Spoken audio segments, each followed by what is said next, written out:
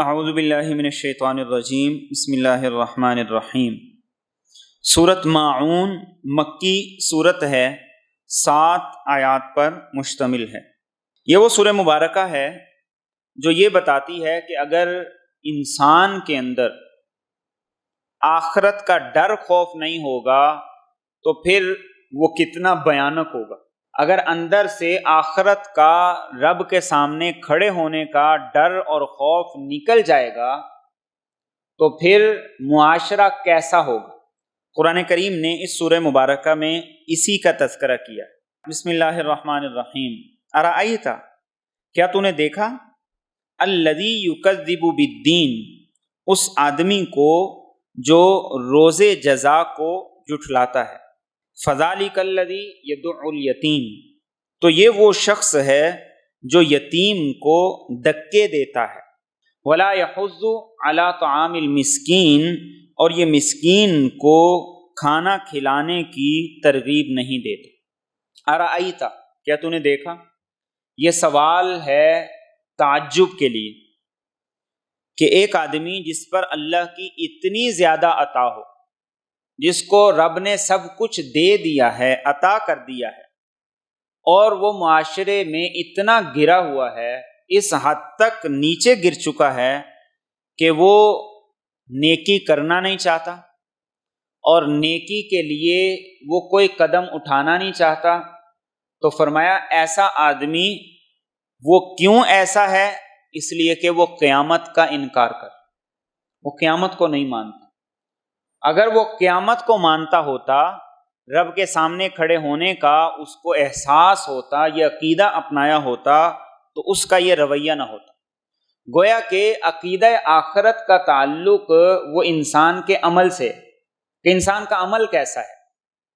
اگر اس کا عمل وہ ایسا ہے کہ وہ عملی طور پر ٹھیک ہے تو اس کا مطلب ہے کہ وہ آخرت کا عقیدہ مانتا ہے۔ تو یہاں کیا فرمایا گیا؟ جو آدمی یہ 2 کام کرتا ہے، گویا کہ وہ ایسے ہے جیسے وہ آخرت کو مانتا ہی نہیں۔ اس لیے کہا تعجب اس آدمی پر جو قیامت کو جھٹلاتا ہے۔ اگرچہ مفسرین نے اس ضمن کے اندر کچھ لوگوں کا بھی تذکرہ کیا ہے جو مکہ کے بڑے بڑے سردار تھے۔ بعض نے ولید بن ولید کا ذکر کیا، بعض نے ولید بن مغیرہ کا ذکر کیا، بعض نے ابو جہل کا بھی تذکرہ کیا ہے، لیکن قرآن کریم نے یہ عمومی طور پر بات ارشاد فرمائی جس میں مکہ کے لوگ بھی مخاطب تھے اور آج کا معاشرہ بھی مخاطب ہے۔ تو کیا فرمایا؟ فرمایا کہ جو آدمی آخرت کا انکار کرتا ہے، اس کی تکذیب کرتا ہے، تو کہا یہ وہ شخص ہے جس کو عمل سے دیکھنا چاہو، اس کی نشانی دیکھنا چاہو تو یہ وہ ہے جو یتیم کو دکے دیتا ہے۔ ایک آدمی جب مر گیا تو اس کا جو بچہ تھا، اولاد جو تھی، جو یتیم تھے، اس کی کفالت ابو جہل نے لے لی کہ مال کی بھی میں حفاظت کروں گا اور کفالت بھی کروں گا۔ ایک موقع پر وہ یتیم اس حال میں اس کے پاس آیا کہ اس کے بدن پہ کپڑے بھی نہیں تھے۔ اس نے ابو جہل سے آ کر کہا میرے اوپر کوئی رحم کرو اور مجھے کچھ دے ہی دو، کم از کم میں کچھ گزارا تو کروں، زندگی میں بہت زیادہ نہیں تو کچھ تو دو مجھے۔ تو ابو جہل نے اسے جھڑک دیا اور کہا کہ جاؤ، میں نہیں دیتا، جو ہو سکتا ہے تم سے کر لو۔ مکہ کے سردار اور بھی بیٹھے ہوئے تھے، انہوں نے کہا کہ اس موقع کو غنیمت سمجھنا چاہیے اور اس کو آپ صلی اللہ علیہ وسلم کی شان میں گستاخی کے طور پر لینا چاہیے۔ انہوں نے کہا کہ اس علاقے میں صرف ایک ہی آدمی ہے جو تمہیں حق دلوا سکتا ہے۔ اس نے پوچھا وہ کون ہے؟ تو انہوں نے کہا کہ وہ محمد ہیں صلی اللہ علیہ وسلم، وہی تمہیں حق دلوا سکتے ہیں، اس آدمی کی اور کوئی بات نہیں سنتا۔ وہ بچہ تھا، وہ آپ صلی اللہ علیہ وسلم کے پاس آ گیا اور آ کر کہا کہ اس کے پاس میرا مال ہے اور یہ میرا سرپرست ہے، میں اس کے پاس گیا ہوں، اس نے مجھے ددکارا، میرا مال مجھے نہیں دیا اور میری یہ حالت ہے۔ آپ کے بارے میں مجھے یہ بتایا گیا ہے کہ آپ اس کو کہیں تو وہ آپ کی بات مانے، نہیں ٹالے گا۔ آپ صلی اللہ علیہ وسلم باوجود کہ مشکل ترین دور سے گزر رہے تھے، آپ نے کوئی عذر نہیں کیا، اللہ کے توکل پر آپ اٹھ کھڑے ہوئے، اور یہ میرے اور آپ کے لیے سبق۔ آج ہمارا رویہ یہ ہو گیا کہ ہم کر بھی سکتے ہوں تو ہم پھر بھی نہیں کرتے، کسی کے کام آ بھی سکتے ہوں پھر بھی ہم اس کے کام نہیں آتے۔ ہم اپنی نہ زبان ہلا سکتے ہیں کسی کے لیے، نہ اپنے قلم کو حرکت دے سکتے ہیں اور نہ ہی کسی کی جائز سفارش کرتے۔ نتیجہ کیا ہے؟ ناجائز سفارشوں کی وجہ سے لوگ پھر آگے آتے ہیں، پھر وہ ناجائز طریقے سے سارے کے سارے کام کرتے ہیں۔ تو آپ اٹھ کھڑے ہوئے اور آپ گئے ہیں ابو جہل کے پاس اور کہا اے اللہ کے دشمن، تو اس کا سرپرست بنا ہے، بڑا بنا ہے، تو اس کا جو مال ہے اس میں سے اس کو دو۔ آپ نے جب یہ کہا تو ابو جہل نے آپ کو کچھ نہیں کہا اور خاموشی سے اٹھا اور اس نے کہا کہ آپ کے کہنے پہ میں یہ دیتا ہوں۔ آپ چلے گئے، یتیم کو اس کا حق مل گیا۔ مکہ کے سردار تھے، انہوں نے ابو جہل کو عار دلائی، شرم دلائی کہ تم ہر وقت باتیں کرتے رہتے ہو، اب جب موقع تھا اب کچھ کیا نہیں۔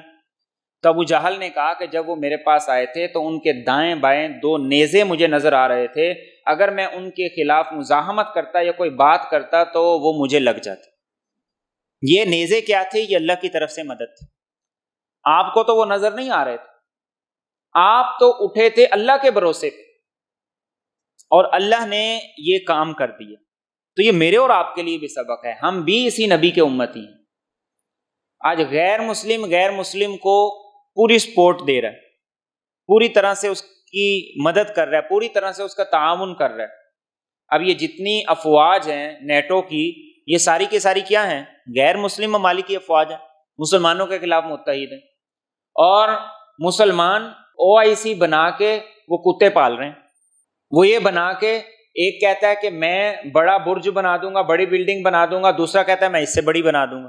ایک کہتا ہے میں بے حیائی میں اتنے قدم آگے نکل گیا ہوں، دوسرا کہتا ہے میں اس سے بھی آگے نکل جاؤں۔ اور مسلمانوں کو مروانے میں مسلمانوں کا سب سے زیادہ کردار، مسلمانوں کے سب سے بڑے دشمن یہی لوگ بنے ہوئے۔ تو اللہ کے رسول صلی اللہ علیہ وسلم اس کے ساتھ اٹھ کر چل دی، اور یہ موقع نہیں، ہر موقع پر آپ نے ایسا ہی کیا۔ آپ کے پاس ہوتا تو آپ دے دیتے، نہیں تو آپ کہہ دیتے فلاں سے جا کے میرا نام لو، میرا نام لوگے تو تمہارا کام ہو جائے۔ آج مسلمان اس معاملے میں ایک دوسرے کا ساتھ نہیں دیتے، ایک دوسرے سے تعاون نہیں کرتے کسی بھی معاملے میں، کسی بھی سٹیج پہ۔ تو قرآن کریم نے یہاں پر کہا کہ جو آدمی یتیم کو دھکے دیتا ہے، دھکے دینے سے مراد کیا ہے؟ دھکے دینے سے یا تو مراد یہ ہے کہ اس کا حق نہیں دیتا ہے، اسے اس کے مال سے، اس کی جائیداد سے بے دخل کر دیا، یا مراد یہ ہے کہ اگر کوئی یتیم اس کے پاس سوالی بن کے آ جاتا ہے تو وہ اسے دھتکارتا ہے، نکال دیتا ہے، غصے ہوتا ہے، دھکے دیتا ہے، یہ بھی مراد ہے۔ یا مراد یہ کہ اس کے ساتھ اچھا سلوک نہیں کرتا ہے۔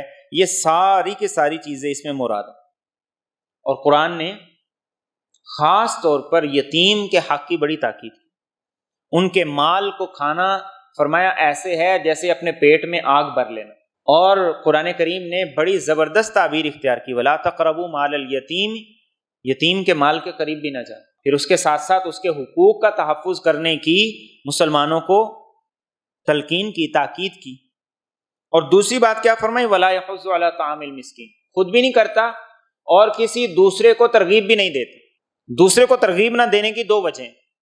ایک وجہ یہ ہے کہ میں جو نہیں کرتا ہوں تو اگر میں کسی کو کہوں گا تو میرا بھی پول کھل جائے گا، لہذا اپنی بخیلی پر پردہ ڈالنے کے لیے ضروری ہے خاموش رہو۔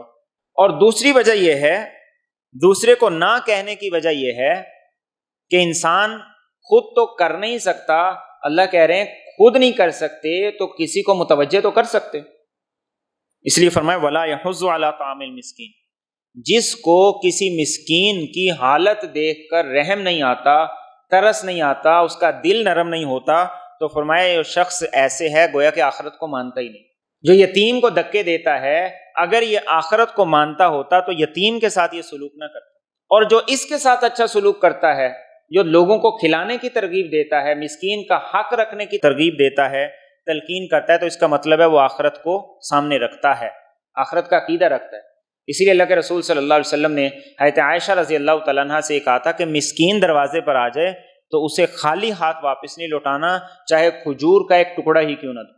اور قرآن کریم نے بھی کہا وَيُطْعِمُونَ الطَّعَامَ عَلَىٰ حُبِّهِ مِسْكِينًا وَيَتِيمًا وَأَسِيرًا، اللہ کی محبت میں مسکین پہ بھی خرچ کرتے ہیں، یتیم پہ بھی خرچ کرتے ہیں، اور قیدی پہ بھی خرچ کرتے ہیں، اس لیے کہ ان پہ خرچ کرنے سے انسان کو واہ واہ نہیں ملے گی، انسان کو معاشرے میں ان پر خرچ کرنے کی وجہ سے کوئی ایوارڈ نہیں ملے گا، کوئی بلے بلے نہیں ہوگی۔ تو فرمایا اسی سے پتہ چلتا ہے کہ وہ آخرت پر کتنا اعتقاد رکھتا ہے، کتنا یقین رکھتا ہے۔ اور ایک اور موقع پہ قرآن نے کہا وَآتِ ذَا الْقُرْبَى حَقَّهُ وَالْمِسْكِينَ وَابْنَ السَّبِيلِ، تمہیں رشتہ داروں کو بھی حق دو اور مسکین کو بھی حق دو اور مسافر کو بھی حق دو۔ یتیم کے بارے میں قرآن نے بار بار تاکید، گویا کہ یہ معاشرے کی ذمہ داری بنا دی۔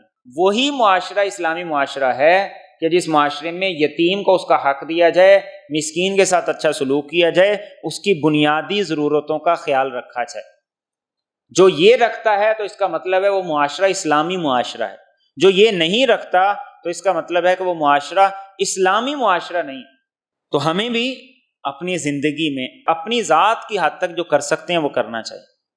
کسی کو تھوڑا دے سکتے ہیں تھوڑا دے دیں، کسی کو نہیں دے سکتے تو کسی دوسرے کی طرف ریفر کر دیں، اور آپ کے ریفر کرنے سے، متوجہ کرنے سے کام چلتا ہے تو یہ کر دیں، آپ کے جانے سے کام چلتا ہے تو یہ کر دیں، آپ کے قلم سے کام چلتا ہے تو یہ کر دیں، آپ کو فون کرنا پڑتا ہے تو یہ کر دیں۔ اللہ کے نبی صلی اللہ علیہ وسلم نے اپنی زندگی سے ہمیں یہی سکھایا، اور پہلے بھی میں یہ بات عرض کر چکا ہوں کہ مکی صورتوں میں معاشرے کو بنانے کی بات کی گئی ہے، معاشرے میں جو خامیاں تھیں ان کو دور کرنے کی بات کی گئی ہے۔ نماز کا حکم تو بعد میں جا کر آیا 11ویں سال میں، تو معاشرتی خامیوں کو دور کریں اپنی ذات کی حد تک، اپنے آپ کی حد تک، تو انشاءاللہ یہ اس بات کا اعلان ہوگا کہ ہم آخرت پر یقین رکھتے ہیں۔ سورہ مبارکہ کا آغاز وہ سوال سے تھا، اور قرآن کریم کی بہت سی صورتیں ایسی ہیں جن کا آغاز ایک سوال سے ہے، جیسے یہ سورہ مبارکہ ہے، اسی طریقے سے سورۃ دہر ہے جس کا آغاز ہے هل اتی علی الانسان حین من الدہر۔ اور سوال کا بنیادی مقصد کیا ہوتا ہے؟ انسان کو متوجہ کیا جائے، انسان کو اس چیز کی طرف جس کے بارے میں سوال کیا جا رہا ہے راغب کیا جائے۔ اور یہاں پر قرآن کریم نے تذکرہ کیا اور سوال کر کے یہ بتایا کہ قیامت کا عقیدہ کون رکھتا ہے کون نہیں رکھتا ہے، اس کے بارے میں قرآن نے کہا عمل سے پتہ چل جائے۔ عمل کیا ہے؟ فرمایا جو آدمی آخرت کا عقیدہ نہیں رکھتا ہے، آخرت کی تکذیب کرتا ہے، قیامت کے دن کو جھٹلاتا ہے، تو فرمایا کہ اس کی پہلی علامت اور نشانی یہ ہے کہ یہ یتیم کا حق کھاتا ہے، اس کا حق مار لیتا ہے، اس کو جو معاشرے میں مقام ملنا چاہیے یہ وہ نہیں دیتا۔ پہلے بھی کئی بار یتیم کے بارے میں اللہ کے رسول صلی اللہ علیہ وسلم کے فرامین بھی، قرآن کی آیات بھی گزر چکی ہیں، جس میں ایک اہم بات کی طرف اشارہ کیا گیا، اور وہ اہم کیا ہے؟ کلا بل لا تکرمون الیتیم، کہ یتیم کو معاشرے میں عزت وقار ویسا ہی ملنا چاہیے جیسے اس کو ملتا ہے جس کے ماں باپ حیات۔ اور قرآن کریم نے ایک بڑے خوبصورت انداز سے اس بات کی طرف متوجہ کیا، فرمایا کہ وَلْيَخْشَ الَّذِينَ لَوْ تَرَكُوا مِنْ خَلْفِهِمْ ذُرِّيَّةً ضِعَافًا خَافُوا عَلَيْهِمْ، کہ ان لوگوں کو ڈرنا چاہیے اور یہ سوچنا چاہیے کہ اگر ہم دنیا سے چلے گئے، ہمارے پیچھے ہمارے بعد میں ہماری اولاد، بچے چھوٹے ہوں، خود مختار نہ ہوں، کچھ کرتے نہ ہوں، تو ہماری کیفیت کیا ہوگی، ہماری سوچ کیا ہوگی؟ فرمایا ایسے ہی دوسروں کے ساتھ بھی معاملہ کرو۔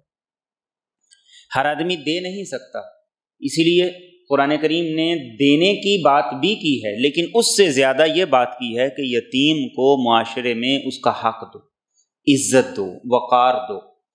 اسی لیے اللہ کے رسول صلی اللہ علیہ وسلم نے یہ بات ارشاد فرمائی کہ جو آدمی یتیم کے سر پر شفقت سے ہاتھ پھیرے، اللہ رب العزت اس کے ہاتھ کے نیچے جتنے بال آتے ہیں اتنے گناہوں کو معاف کر دیتے، اس لیے کہ اس کی یہ شفقت، اس کا یہ شفقت سے بھرا ہوا ہاتھ اس کو جو احساس دے گا وہ اسے بہت کچھ کرنے کے لیے تیار کر دے۔ اور یتیم کا خاص طور پہ، اس کے بعد مسکین کا ذکر اس لیے کیا گیا کہ یہ دونوں معاشرے کے کمزور ترین افراد ہیں۔ کوئی یتیم کسی سے اپنا حق لینا بھی چاہے تو کیسے لے سکے گا؟ اور خاص طور پر آج کے دور میں، آج کے معاشرے میں وہ قانون کا دروازہ نہیں کھٹکھٹا سکتا، وہ کسی رشتہ دار کے پاس اپنی فریاد لے کر نہیں جا سکتا۔ اور مسکین کا معاملہ بھی ایسے جو بالکل دوسرے کے رحم و کرم پہ ہے کہ دوسرا اپنی مرضی سے کچھ کر دے تو کر دے، ورنہ اس کو وہ مجبور نہیں کر سکتا۔ اور مسکین کے معاملے میں قرآن کریم نے یہ دوسرا انداز زیادہ اختیار کیا قرآن میں،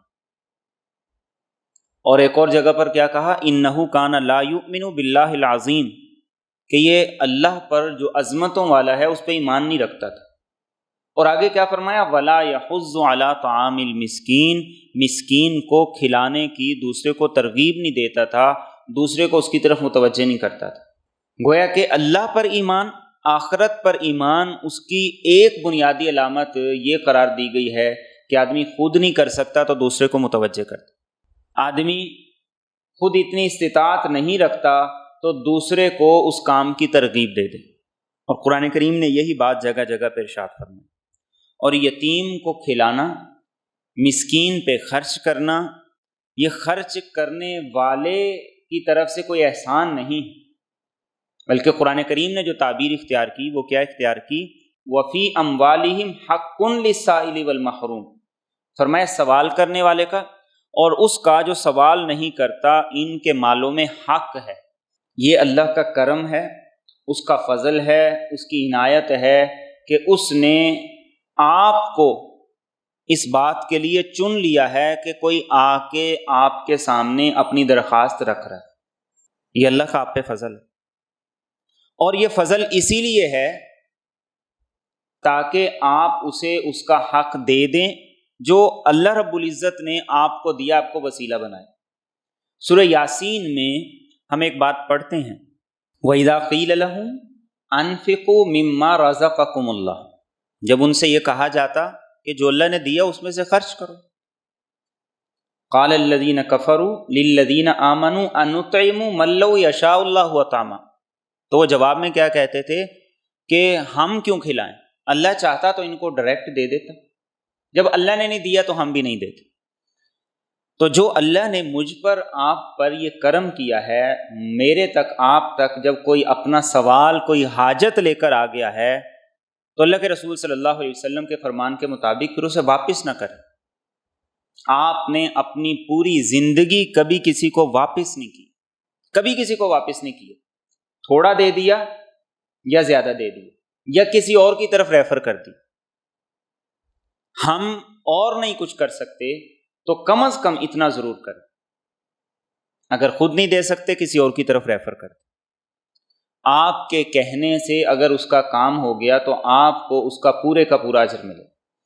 تو قرآن کریم نے یہ کہا وَلَا يَحُضُّ عَلَىٰ طَعَامِ الْمِسْكِينِ، اور اسلام یہی معاشرہ چاہتا ہے کہ جس معاشرے میں کوئی بھی محروم نہ رہے، نہ یتیم اور نہ مسکین، اور اسلام اسی کا احساس بیدار کرتا ہے۔ اسی لیے آپ صلی اللہ علیہ وسلم کی بے شمار احادیث ہیں جس میں پڑوسی کے بارے میں بڑی تاکید کی گئی کہ کچھ اور نہیں دے سکتے اس کے گھر میں شوربے میں پانی بڑھا لو، اضافہ کر لو، کم از کم شوربہ ہی دے دو اس کو، کوئی بھوکا نہ سوئے۔ آج کا معاشرہ وہ انتہائی منافقانہ طرز عمل رکھتا ہے، ایک طرف بے دریغ خرچ کرتے ہیں اور دوسری طرف جہاں خرچ کرنے کے مواقع ہیں، ضرورت ہے، وہاں پہ خرچ نہیں کرتے۔ تو قرآن کریم آگے اس بات کا بھی تذکرہ ہے، اور اس کے بعد آگے ارشاد فرمائے فَوَيْلٌ لِّلْمُصَلِّينَ، پس ہلاکت ہے نمازیوں کے لیے، الَّذِينَ هُمْ عَنْ صَلَاتِهِمْ سَاهُونَ، وہ جو اپنی نماز کی طرف سے غافل رہتے ہیں۔ نماز ہر نبی کی تعلیمات میں تھی، خود ابراہیم علیہ السلام کی تعلیمات میں بھی تھی، اسماعیل علیہ السلام کی تعلیمات میں بھی تھی، اور وہ سلسلہ چلتا آ رہا تھا۔ مشرکین بھی نماز پڑھتے تھے لیکن ان کی نماز کی شکل اور تھی۔ قرآن کریم نے اس کا سورۃ انفال میں ذکر کیا، وَمَا كَانَ صَلَاتُهُمْ عِندَ الْبَيْتِ إِلَّا مُكَاءً وَتَصْدِيَةً، جیسے وہ خانہ کعبہ کا طواف برہنہ کرنے کو بڑی عبادت سمجھا کرتے تھے اور بڑا فخر کا کام کہا کرتے تھے۔ اور فخر کا کام کس لیے کہا کرتے تھے؟ وہ کہتے تھے ہمارے پاس حلال پیسوں سے لیا ہوا ایسا لباس ہے ہی نہیں کہ جسے پہن کے ہم اللہ کے گھر میں جائیں، اس لیے وہ برہنہ طواف کیا کرتے تھے، یہ ان کا فلسفہ تھا۔ اور ایسے ہی انہوں نے نماز کی شکل بھی بگاڑ دی۔ قرآن کریم کہتے ہیں نماز کیسے پڑھتے تھے؟ فرمایا بیت اللہ کے پاس سیٹیاں مارتے تھے، تالیاں پیٹتے تھے، اور یہ ان کی نماز کی کیفیت تھی۔ تو قرآن کریم نے یہاں پر یہ بتایا کہ ایک تو نماز بھی ویسے ہو جیسے اللہ کے رسول صلی اللہ علیہ وسلم نے پڑھی، پھر نماز بے اثر نہ ہو، نماز بے جان نہ ہو۔ اس لیے فرمایا کہ ایسے نمازیوں کے لیے ہلاکت ہے، تباہی ہے، بربادی ہے۔ کون سے؟ الذین هم عن صلاتهم ساہون، جو نماز کے معاملے میں غفلت کا مظاہرہ کرتے ہیں۔ اللہ کے رسول صلی اللہ علیہ وسلم سے پوچھا گیا، یا رسول اللہ صلی اللہ علیہ وسلم اس سے مراد کیا ہے؟ نماز کے اندر بھول جانا یہ مراد ہے، یا نماز کے اندر انسان کا خیال دائیں بائیں چلا جائے یہ مراد ہے؟ تو آپ صلی اللہ علیہ وسلم نے فرمایا کہ نہیں، یہ دونوں مراد نہیں۔ نماز میں بھول جانا یہ انسانی فطرت ہے، نماز میں انسان کا خیال دائیں بائیں چلا جائے یہ بھی انسانی مزاج کا حصہ ہے، لیکن اس میں یہ بات ذہن میں رہے کہ جب انسان کی توجہ آئے اس بات کی طرف کہ میں نماز میں ہوں، اسے چاہیے کہ وہ فوراً اپنی توجہ کو نماز کی طرف لے کر۔ تو پھر یہاں کیا مراد ہے؟ تو آپ نے فرمایا اس سے وہ لوگ مراد ہیں جو نماز کو اس کے وقت سے مؤخر کر کے پڑھتے ہیں، نماز کو ٹال کے پڑھتے ہیں۔ اور اسی لیے آپ نے فرمایا کہ منافق کی نماز سے بچو، منافق کی نماز سے بچو، منافق کی نماز سے بچو، 3 مرتبہ آپ نے فرمایا۔ اور پھر فرمایا منافق کی نماز یہ ہے کہ وہ بیٹھا رہتا ہے کہ ابھی نماز کا وقت ہے، انتظار کرتا رہتا ہے، کرتا رہتا ہے، کرتا رہتا ہے، یہاں تک کہ جب نماز کا وقت ختم ہونے کو آتا ہے تو جلدی سے اٹھ کے 4 ٹھونگے مار لیتا ہے اور کوے کی طرح سجدہ کرتا ہے۔ اور فرمایا کہ ایسے آدمی کی نماز اللہ کے ہاں منافق کی نماز کی طرح۔ اور آپ نے یہ بھی ارشاد فرمایا وَلَا يَذْكُرُ اللَّهَ فِيهَا إِلَّا قَلِيلًا، کہ اس نماز میں وہ اللہ کا ذکر تھوڑا کرتا ہے۔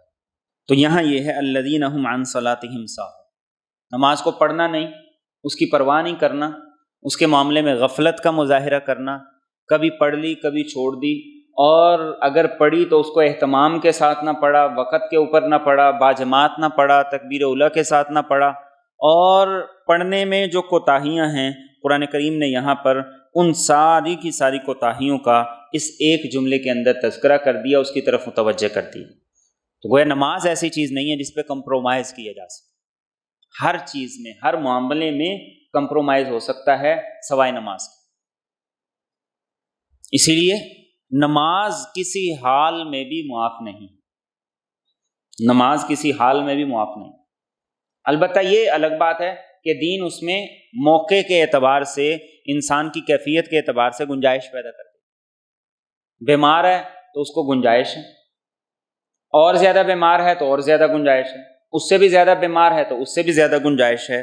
تو فرمایا پہلی بات یہ، اور اگلی بات فرمائی الذین هم یراؤون، وہ لوگ جو ریاکاری کرتے ہیں۔ ریاکاری، دکھلاوا، اس کو اللہ کے رسول صلی اللہ علیہ وسلم نے شرک قرار دیا، اور آپ نے احادیث میں فرمایا من صلی یرائی فقد اشرک، جو ریاکاری کے لیے نماز پڑھے اس نے گویا شرک کیا۔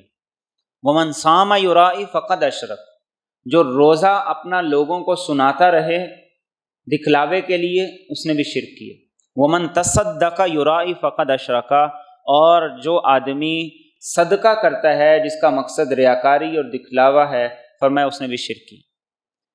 ایک صحابی نے سوال کیا رسول اللہ صلی اللہ علیہ وسلم، میں نیکی کر رہا ہوتا ہوں، نماز پڑھ رہا ہوتا ہوں، اور اس دوران کوئی مجھے دیکھ لیتا ہے تو دل کو اچھا لگتا ہے، تو کیا یہ بھی شرک ہے؟ تو آپ صلی اللہ علیہ وسلم نے فرمایا نہیں، یہ شرک نہیں۔ شرک یہ ہے، ریاکاری یہ ہے کہ انسان کسی عمل کو اسی ریاکاری دکھلاوے کے جذبے سے کرے۔ تو فرمایا الذین هم یراؤون، اور اس جملے کا تعلق گزشتہ آیات کے ساتھ، نمازیوں کے ساتھ۔ گویا کہ جس نمازی کی نماز اسے ریاکاری اور دکھلاوے سے نہیں روک رہی، اسے چاہیے کہ وہ اپنی نماز کو بہتر کرے۔ نمازی ہو اور ریاکار ہو، یہ دو چیزیں قرآن کریم کہتا ہے اکٹھی نہیں ہو سکتی۔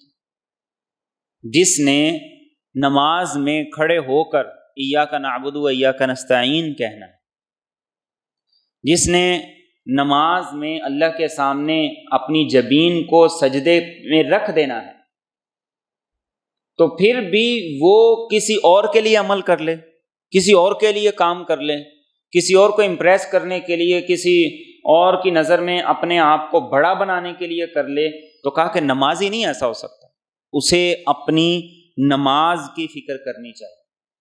اور الذین ھم یراؤون، اس بات کی طرف بھی اشارہ ہے کہ اگر کسی کے اندر یہ مرض ہے تو اس مرض کا علاج نماز، ریاکاری دکھلاوے کا جو مرض ہے، اس مرض کا علاج نماز ہے، کہ نماز سے اللہ کا تصور پیدا ہو، نماز سے اللہ کا تصور پیدا ہو، اور وہ تصور انسان کو پوری دنیا سے مستغنی بے نیاز کر دے،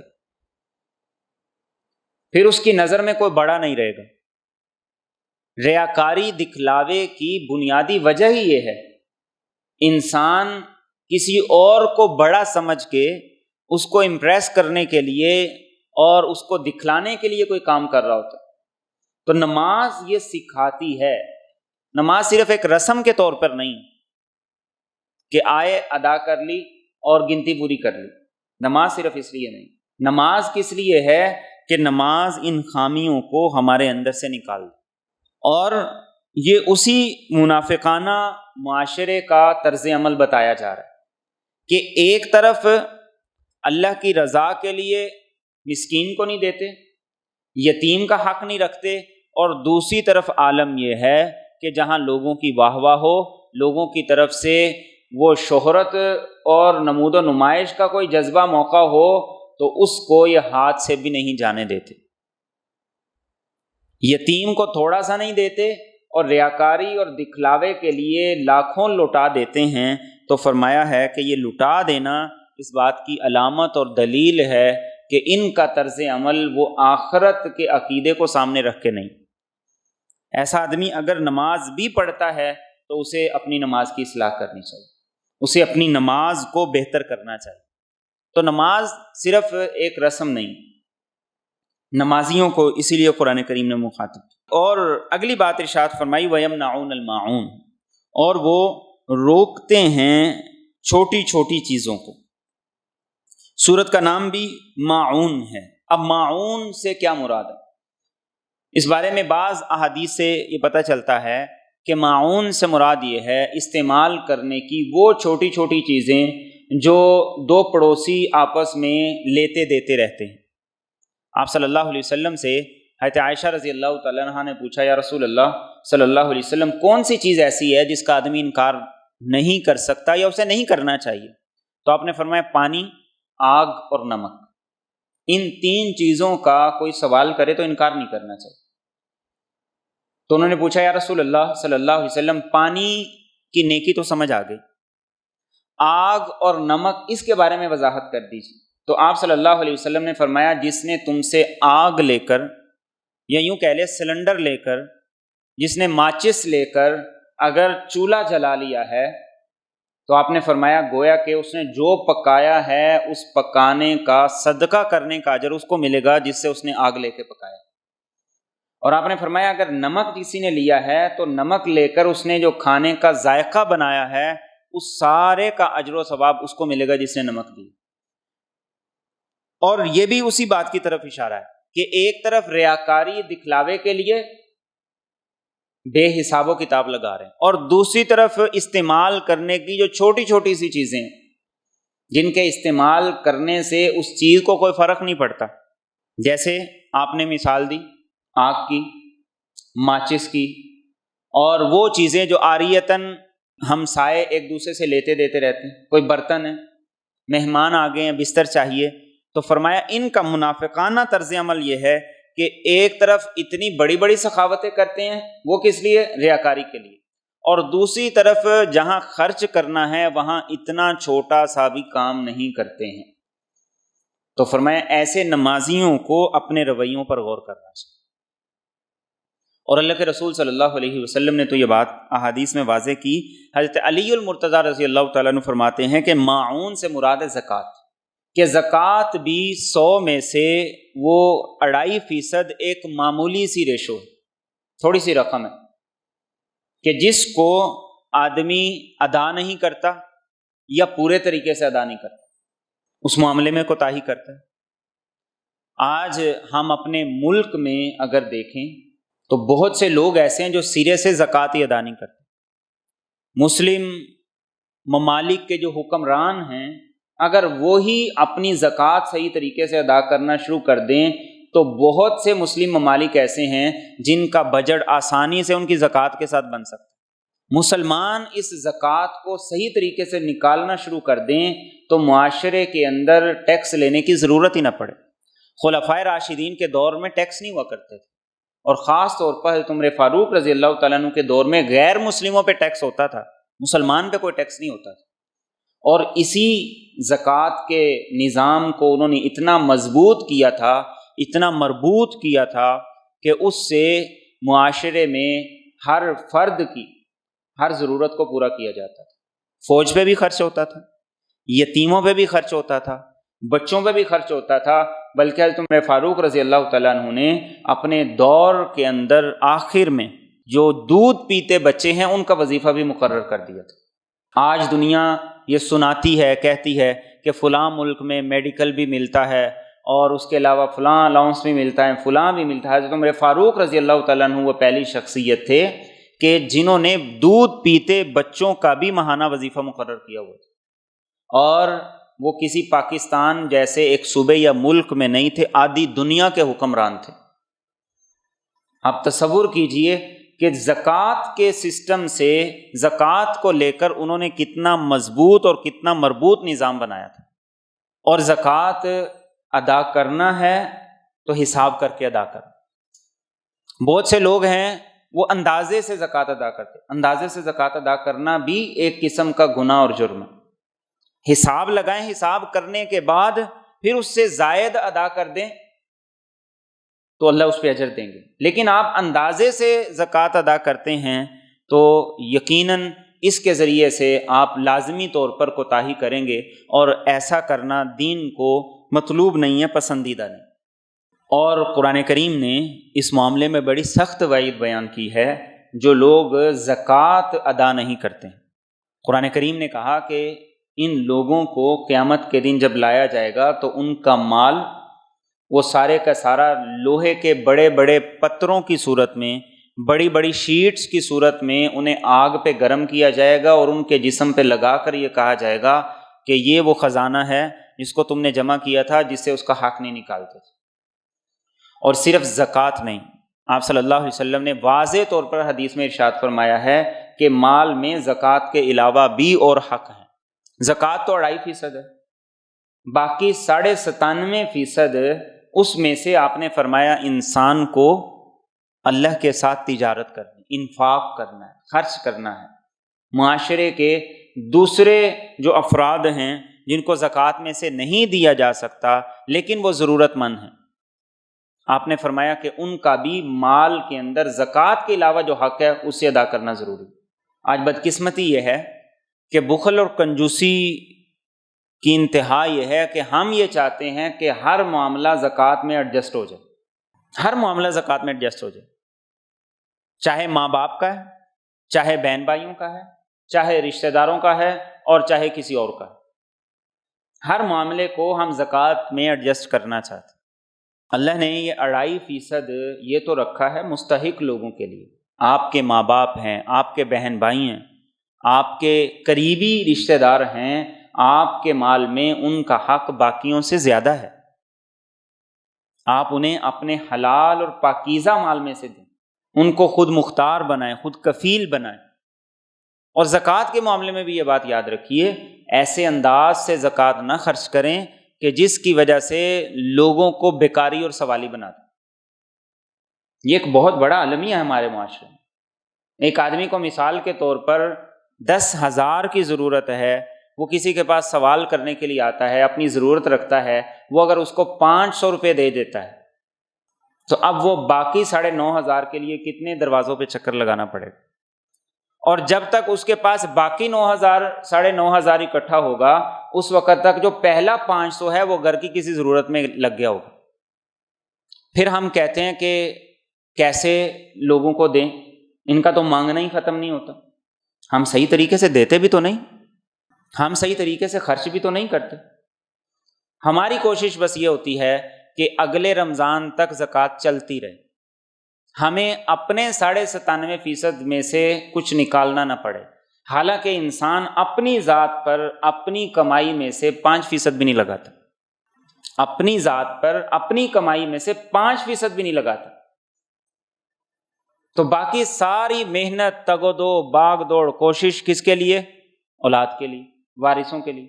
جبکہ اسی 97.5% میں سے اگر وہ اپنے لیے صدقہ جاریہ کرے، اپنے لیے اپنی زندگی میں کرے، وہ اس سے زیادہ اہمیت رکھتا ہے جو مرنے کے بعد اس کی طرف سے اس کی اولاد کرے، اور اولاد بھی تب کرے گی اگر باپ نے حلال کمایا ہوگا، حلال کھلایا ہوگا، اچھی تربیت کی ہوگی، ورنہ ہر اولاد نہیں کرتی۔ تو اس لیے قرآن کریم نے اس سورہ مبارکہ کے اندر ان دو چیزوں کو واضح طور پر بتایا۔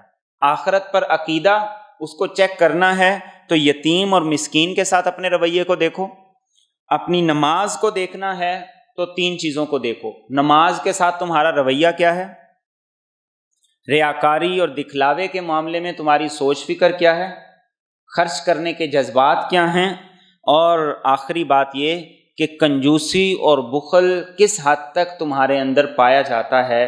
یہ 2 چیزیں قرآن کریم نے کہا دیکھو، اور ان 2 چیزوں کو درست کر لو گے تو معاشرہ بھی درست ہو جائے گا، معاشرے کی بھی اصلاح ہو جائے گی۔ حضرت عمر بن عبدالعزیز رحمۃ اللہ علیہ کا جو دور تھا، تاریخ کی کتابوں میں یہ لکھا ہے کہ آپ کے دور میں لوگ زکوٰۃ لے کر گلیوں میں پھرا کرتے تھے، کوئی لینے والا نہیں ملتا تھا۔ کیوں؟ دیانتداری سے لوگ ادا کیا کرتے۔ تو آج بھی یہ سب ہو سکتا ہے اگر ہم ان صفات اور ان خوبیوں کو اپنائیں، اور ویسے اپنائیں جیسے قرآن چاہتا، تو پھر معاشرہ بھی بنے گا، معاشرے کی اصلاح بھی ہوگی، اور معاشرے سے گناہ کا، جرائم کا، بے حیائی کا، برائی کا، ان چیزوں کا بھی خاتمہ ہوگا۔